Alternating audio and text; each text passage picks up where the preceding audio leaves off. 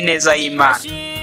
Kera cyane ntaravuka natekerejweho n'Imana, Imana ishobora byose, Imana rugira byose, igena byose ikanabigenga. Mu gihe mvutse ntarareba, ifasha ababyeyi kundera, indwara zije ifasha abaganga, ibibazo bijiremo ibisubizo, ubujiji bunyishizana ubwenge. Uko nyitaguza ndi icuki, ababyeyi numvaga ari bo byose, ariko kandi naribeshyaga. Nasanze Imana ariyo mubyeyi mubana mu byahise n'ibizaza. Nabonye umubyeyi undutira mama, nabonye umurinzi undutira data, nabuga umuvuzi uruta abaganga. Ubushakashatsi ntibwamuvugaho, na Amerika twumva ntiyahangara. Ni Nyembabazi yo kabyara, ubona ngo iratwiyungaho, wagira ngo iratwikundishwaho, ubusa umunyorogoto nkanjye yacagaho icyuretse urukundo. Ko nari umunyabyaha ruharwa, ko nari nkwiriye gutabwa, ko nta n'imbabazi nari guhabwa, ariko ibyo byose ntiyabirebye, yo yabonye turabo gukundwa. Satani yari yacukuye ibyobo, Yesu araza arabisira ibanga, yemera kwicirwa inyabihanga, ngaho twaboneye ubutsinzi. Ibyo yabikoze ku bushake, ngo njyewe nawe tubone ubugingo, nguko uko twagiranye igihango, amaraso ye yatugize abera, ntacyo tuzawuba turarinzwe. Satani ntakadutera ubwoba, Yesu yamwambuye ifunguzo, kuva ubwo yinjiye mu bihombo. Ni intare itontoma ariko iziritse, ni nk'imbwa yuzuyemo ibihanga, imoka cyane ariko itaryana. Ndavuga neruye nshize amanga, abana b'Imana dufite ibanga twasigiwe na Yesu, niwe uduhuza n'Imana, umusanze wese aramwakira. Ubyanga ubyemera agira neza, hari ababizi n'abatabizi, abiyobagiza n'abigiza nkana, ari abajama n'abasitari, udafite Yesu uri mu bihombo.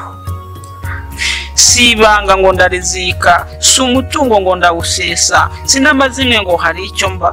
Bibiliya bivuga neza muri Yohana 14:6.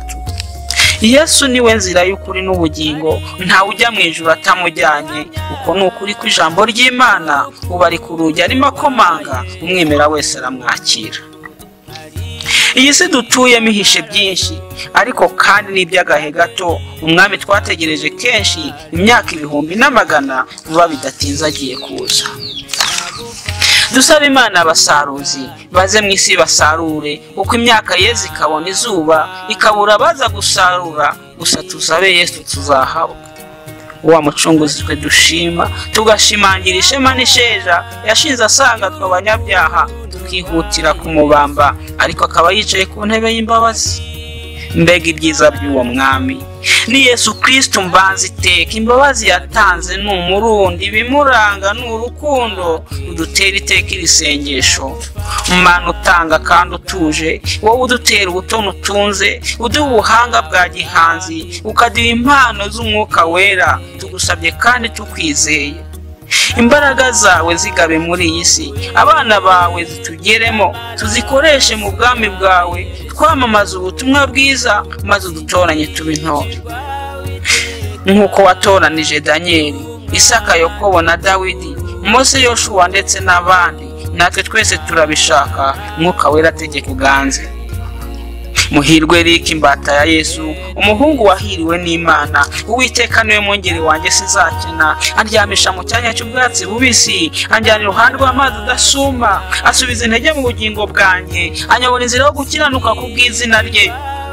Naho nanyura mu gikombe cy'igicucu cy'urupfu, sizatinya ikibi cyose kuko ndi kumwe nawe. Abagendana n'Uwiteka mumvugire ngo ashimwe. Ntabwo ndareka kumushima, ishyimbo yawe n'inkoni yawe nibyo bimpumuriza, untunganyiriza ameza mu maso y'abanzi banjye, usize amavuta mu mutwe, igikombe cyanjye kirasesekara. Ni ukuri kugirirwa neza n'imbabazi ze bizanyamaho iminsi yose, nanjye nzaba mu nzu y'Uwiteka iteka ryose. Ndi kami k'amahoro, imbago yo kwizera, ingabo inkingira ni ugusenga, impamba y'ubuzima kuri benshi, umwaka mushya muhire kuri mwese. Amen.